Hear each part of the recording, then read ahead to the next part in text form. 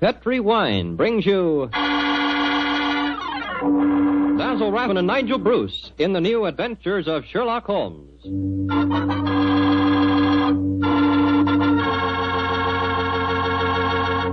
The Petri family, the family that took time to bring you good wine. I invite you to listen to Dr. Watson tell about another exciting adventure he shared with his old friend, that master detective, Sherlock Holmes.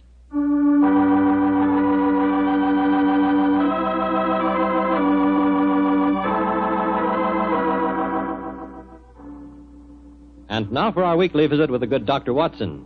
Let's see if he's expecting us. Come in. Ah, good evening, Doctor. Good evening, Mr. Campbell. It's about time you got here. Draw up a chair and make yourself comfortable. Oh, thanks. Well, you have the old black dispatch box out again, I see. I suppose you've been going over your notes on tonight's venture. That's right, my boy. And this may interest you. Mrs. Watson figured prominently in the story. She did? Yes, in fact, if it hadn't been for some remarkably quick thinking on her part, Holmes and I might have... well, there I go again, telling you the end of the story before I begun it. Well, how did it begin, Doctor? On a winter evening in 1887. I'd been married some months, and in consequence I hadn't seen much of my old friend Sherlock Holmes. Oh, you're still living at Baker Street, I suppose? Yes, my boy, but we couldn't persuade him to come round and see us. From time to time I'd heard some vague accounts of his doings, of his summons to Odessa in the case of the Trepoff murder, and of his clearing up the singular tragedy of the Atkinson brothers. But to get back to tonight's story, my wife and I had just finished an excellent dinner. I remember had settled ourselves down for an evening of pleasant domesticity. She was stitching away on a piece of extra petit pois, and I was at my desk balancing figures in the family account book. After a few moments, my wife looked up to me and said, John, dear, don't look so troubled. "Oh, was I looking troubled?" Well, you've been scowling at that account book for 10 minutes now. What's the matter, dear? Don't the figures add up correctly? Oh, yes, they add up correctly. In fact, they tell a very pretty story. After buying my practice and setting up all my outstanding accounts, I find that we have nearly £150 left of the diary that Mr. Sholto settled upon you. 160, isn't it, dear? I was doing the same sum this morning. Oh, well, but still 160. In any case, Mary, dear, the point I was going to make is that we don't need the money just now. My practice is picking up splendidly, and I was thinking that we might invest it in something really sound, of course. Who's been talking to you, John? Dr. Wilson again. Well, as it happens, I did bump into him at the hospital today. He can put us onto something very good in Peruvian silver. What do you think of the idea? Well, John, the fact is, I'd almost decided to make a business investment with it myself. I thought I'd surprise you. Well, now let me tell you about it, John. Oh. Yesterday, when you were out on your rounds, Yes? a most charming man called here, Oh, a Mr. Ted Barber. He introduced himself as a friend of Mrs. Self Forrester's. All right. He said he was certain we'd be interested in his new company. And he talked so convincingly that, well, I'm afraid I almost promised him I'd buy some stock in the company. Did you really? What sort of company is it? Well, I didn't quite understand that part of it. But it sounded wonderful. He left a prospectus. It's in the right-hand drawer of the desk. It's something to do with a wonderful new metal that's been discovered by an American chemist called Paradol or Paradis or something. Oh, let's have a look and see what it says. A company formed to exploit the amazing new metal discovered by Dr. Paradis. Paradol preferred stock. The potentialities of this new alloy are immeasurable. The fourth dimension has been conquered. What? Spatial dislocation is an accomplished fact. Oh, gracious me, my dear child. This prospectus is absolute poppycock. Now, John, you mustn't be stubborn. I think at least we should investigate it. The man said that if we went to the laboratories, Dr. Paradis would give us a demonstration himself. But Mary dear, the fourth dimension, I mean to say, it's obviously fraud. That's what everyone says when a new invention comes out.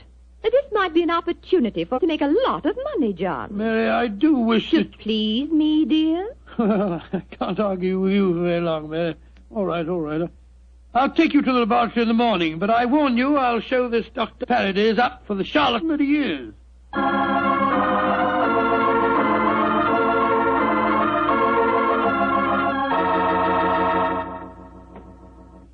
Dr. Paradis will be with you both in a moment. Thank you, my man. She's just concluding an experiment. She? Dr. Paradis is a woman, then? Oh, yes, madam, and a very brilliant one, too. Excuse me. Oh, that's the last straw. The whole thing sounded like an obvious fraud, and now we get here and find there are woman doctors at the back of it all. Just because she's a woman, it doesn't mean to say that... How do you do? I'm Dr. Paradol. Oh, how do you do, madam? I'm Dr. Watson, and this is my wife, Mrs. Watson. Oh, yes. Come into the laboratory, won't you? Oh, thank you so much, Dr. Paradol.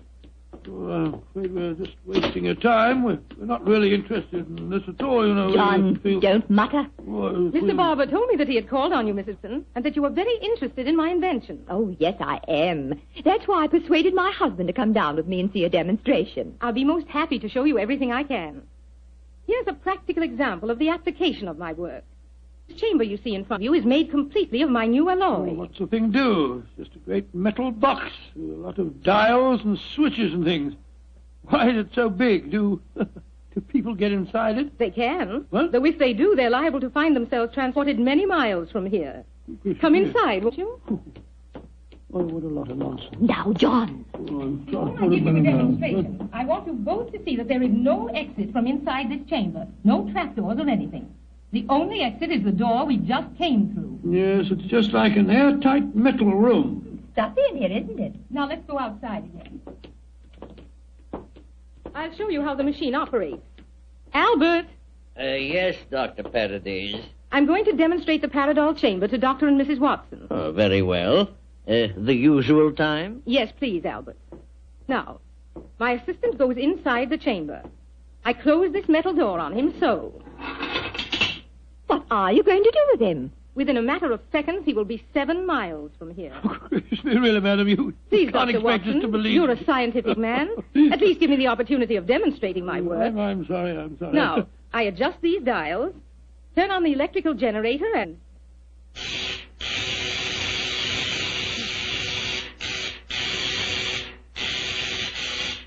Good Lord, what an amazing business. Now open the door, Dr. Watson, and look inside, please. Great Scott, he's gone. I don't believe it. Dr. Paradol, will you explain this to me? Gladly. My metal Paradol is an unnatural alloy. What? It causes a dislocation in the warp of space and enables us to enter the 4th dimension. You see, time is a dimension. Any object in the past, present, or future can be described precisely in 3 dimensions of space and 1 of time. Yes, but this machine of yours... The alloy of Paradol, combined with the great forces of electricity, has created a new force. This element is controlled by these dials, and it is possible to move in 4 dimensions at once. Thus, bodies or other objects can be transported great distances away, all in the twinkling of an eye. I've coined a word to describe the process. Teleportation, I call it. Teleportation? Well, I'm completely confused. All my scientific training tells me this is impossible, and yet... I wonder if you'd give us another demonstration. Certainly. Perhaps you yourself would like to be teleported somewhere. Certainly not. Good gracious me, no. No, I think John would be very unhappy in the 4th dimension. He wouldn't belong. Yes, you said that any objects could be moved. How about that brown paper parcel on the table over there? Certainly. It only contains some company circulars. I suggest you write your initials on it so that you can identify it later. Oh, very well. J.H.W. There you are. Where do you want it dispatched to? Send it to my house. I'll give you the address. That won't be necessary. Mary, this is an amazing business. Isn't it, John? Exciting, too. There we are. Now I adjust the dials once more, and...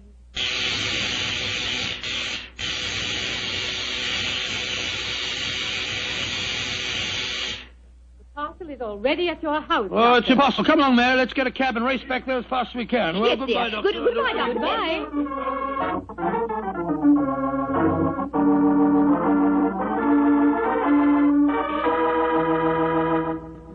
Now, dear, John, you must admit you're just as excited as I am. Well, I confess that I'm enormously intrigued. Let me just get my latch front door key up. Here we are.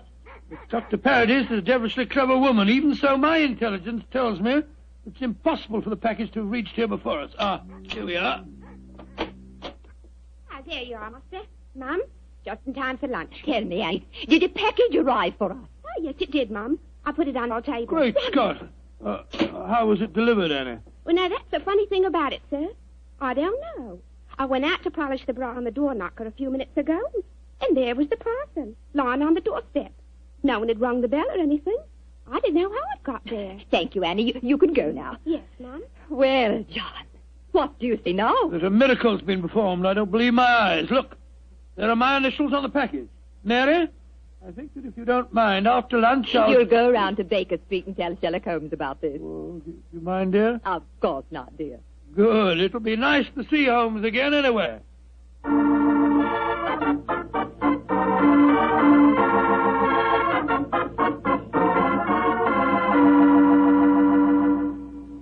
Dr. Watson, how nice to see you again. Hello, Mrs. Hudson. How are you, my dear? Oh, I'm just fine. Oh, you're looking grand, sir. Marriage agrees with you, if you don't mind my saying so. Oh, thank you, Mrs. Hudson. Is Mr. Holmes in? Aye, sir. And I'm very glad you're seeing him. He's no been acting like himself lately. Oh, really? Locking his door, and only unlocking it for me when I give him a password. And he's hardly touched his food for the last 3 days. Tell you the truth, Dr. Watson, I'm awful worried about him. Really? Well, I'll go up to him. He'll be glad to see you, I'm sure.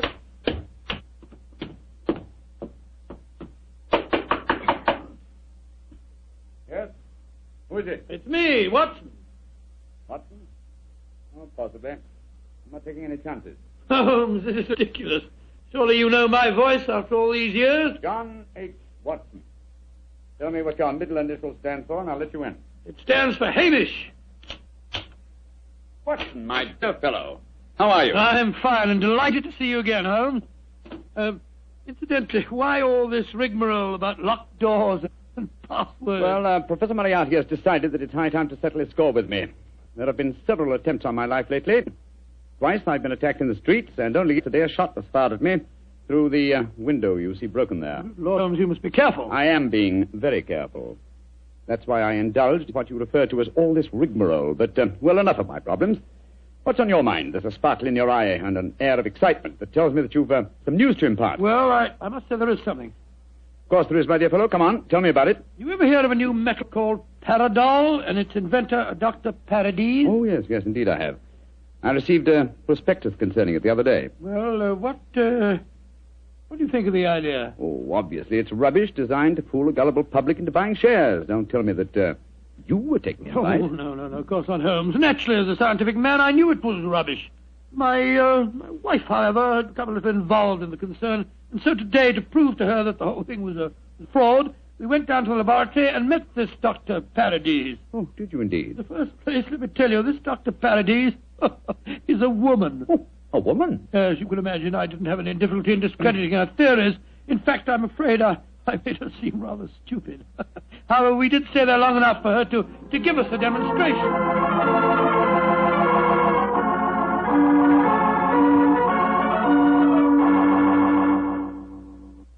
The way that it was, Holmes. When we got back to our house, the initial package was there, waiting for us. Oh, childish trick. Obviously, the Paradol chair contains an ingeniously hidden trap door, through which the assistant disappeared and later the package. A fast cab then took it to your home before you could get there. Oh, yes, oh, really? Well, yes, of course, that's exactly how I explained the thing to Mary. Was she impressed with the feat? Yes, she was. But you know how women are. I tried to tell her the whole thing was a fraud. She's very obstinate. I was hoping perhaps that you will help me expose the concern. Oh, hardly seem necessary, old fellow. Such an obvious fraud. However, for your sake, I'll be glad to do anything I can. Well, I thought we might go down to the laboratory late tonight when nobody's there and take a look at that Paradol chamber a little more closely. Yes, a good idea. After being cooped up here for 3 days, it'll be a pleasure to get some night air and indulge in a little simple burglarizing. Well, shall I call for you here? No, wait a minute, dear fellow. It's much too dangerous. I'll be in a hansom cab outside your house about 11:30 tonight. How's that? Splendid. Quite like old times, isn't it, Holmes? Yes, 'tis, old chap, though I think that this time, for Mrs. Watson's sake, I must try and keep you out of trouble.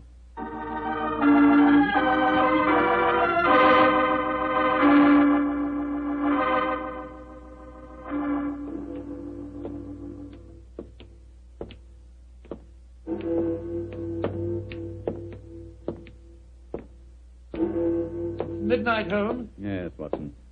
And only concerned old bachelors like myself should be wandering the streets of London. Oh, rubbish, Holmes. You talk as if Mary was a tyrant. Now, don't get angry, old chap. I was only being facetious. Is this, Dr. Paradis' laboratory? Yes. Like to be seen. I don't imagine it'll be very hard to break in, though. Like a match, will you? I took the precaution of bringing this lantern. There you are. Thanks, old fellow. Is the door locked? Yes, but I think a skeleton key will do the trick. Hold this lantern for a second, will you? Yeah. Oh, this is child's play so far. Come on.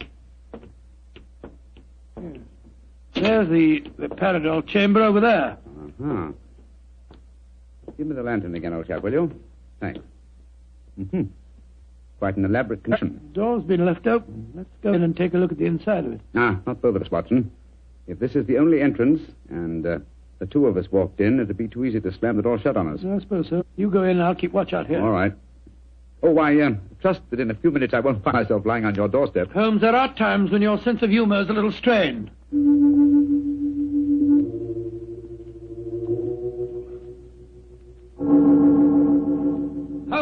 Holmes, you all right? Watson! What is it, Holmes? The body of a dead woman. She's been shot. Unless I'm much mistaken... Let me come and look. 1,000 to 1, it's Dr. Paradis.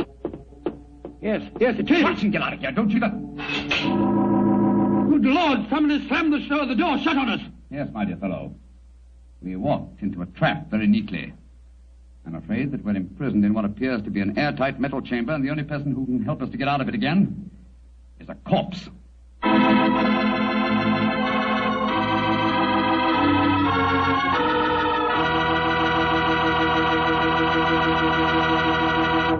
Dr. Watson's story will continue in just a few seconds.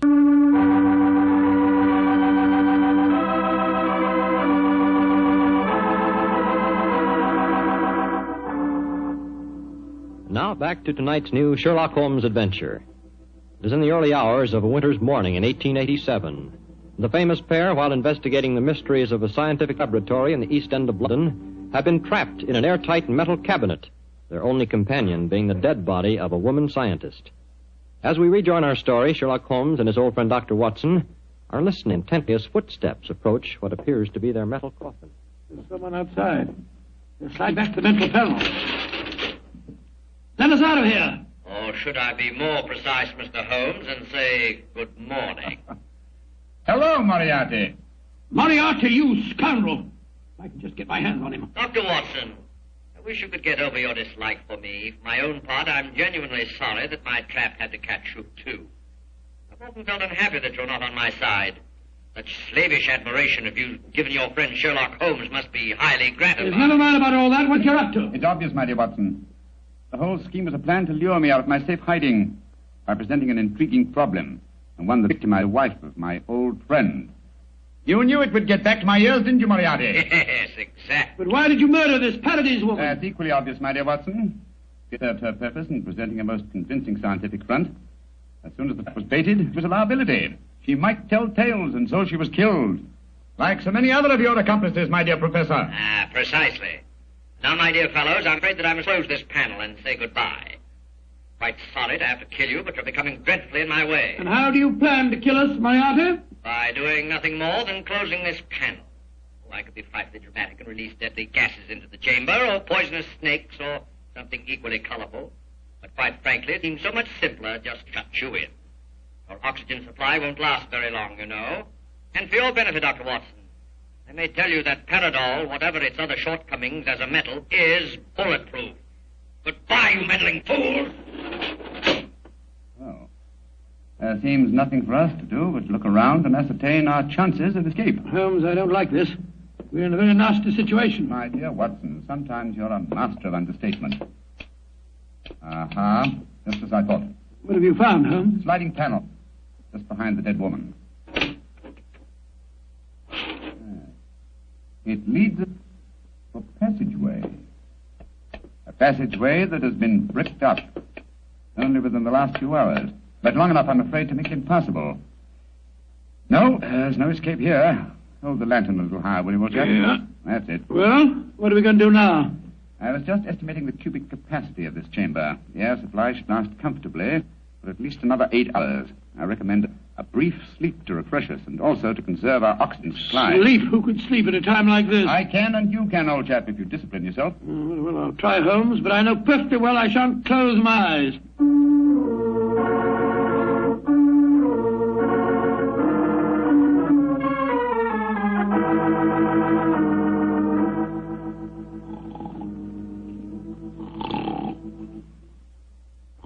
Wake up, Watson, wake up.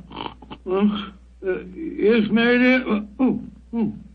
Holmes, is it you?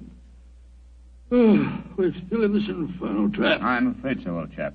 What time? Just after 7 in the morning. How long did you estimate our oxygen supply would last? Probably about another hour. Well, it's just possible that some worker will come to the laboratory early and let us out. I shouldn't count too much on that if I were you. I suppose not. I say, Holmes, I'm famished. Yes, I thought you would be, my dear chap, so I saved you this half of a bar of chocolate. I ate my own share just before you awakened. Oh, thanks, my dear fellow. Did you sleep too, Holmes? No, I didn't, Watson. I employed my time in conducting a minute examination of this chamber. I was trying to find some possible way of getting out. And you failed, eh? I'm afraid so. Holmes, this looks like the end, doesn't it? Well, if it is my time to die, I'm glad that we're together again. Although I blame myself entirely for letting you into the dark. Come now, my dear fellow. Don't take it as badly as that. But you admitted you're defeated and that there's no possible way out of this destiny. I meant that there's no way out from the inside. So my plan worked. Good gracious me, what on earth? The star, there you are. Mary! Mary, you dear little thing. You must have been frightened to death. Hello, John. Oh, poor dear, you must have spent a miserable night. Well. Mr. Sherlock Holmes and Dr. Watson have been getting themselves in trouble again, eh? Sir, this is no time for your heavy-handed badinage. There's the body of a murdered woman inside that chamber. She was killed by Professor Moriarty. Professor Moriarty? If you didn't my message sooner. Your message? Oh, bless my soul, Holmes. I wish you'd tell me how you got your message to Scotland Yard. Well, ever since these recent attacks on my life, I've had my delightful band of ragamuffin, the Baker Street Irregulars, watching my house in fixed watches, 2 at a time. I gave the boys instructions to follow me whenever I went out. And if ever I did not reappear within 3 hours, they were to report to our friend Lestrade at Scotland Yard. Holmes, you're amazing. You think of everything. Just a minute, gentlemen, just a minute. I didn't get no message from any of your Baker Street Irregulars. Oh, you didn't? No, sir. Though I did find a couple of the boys tied up when we came in here just now. But if you didn't get a message from them, how did you come here so opportunely? That's an easy one, because Mrs. Watson here came and fetched me. You did, Mary, but how on earth... Go on, Mom. Tell him. Well, it's really very simple. When John came back from seeing you yesterday, Mr. Holmes, he was over-elaborately casual in his references to the Paradol chamber. So, of course, I knew at once the two of you were going to investigate the matter. I also caught him oiling his revolver after dinner. I didn't know that you slipped out last night, John. But as soon as I woke up this morning, I realized what had happened. So I went straight to Scotland Yard for Inspector Lestrade and brought him here with me. Why, Mary, you clever little thing. Isn't she a clever darling, Holmes? Mrs. Watson, this has been a salutary experience. Will you allow me to congratulate you on your deductive ability? Well, that's very nice of you, Mr. Holmes, but I really don't deserve any compliments, if you don't mind my saying so. It was elementary, my dear Mr. Holmes. Elementary.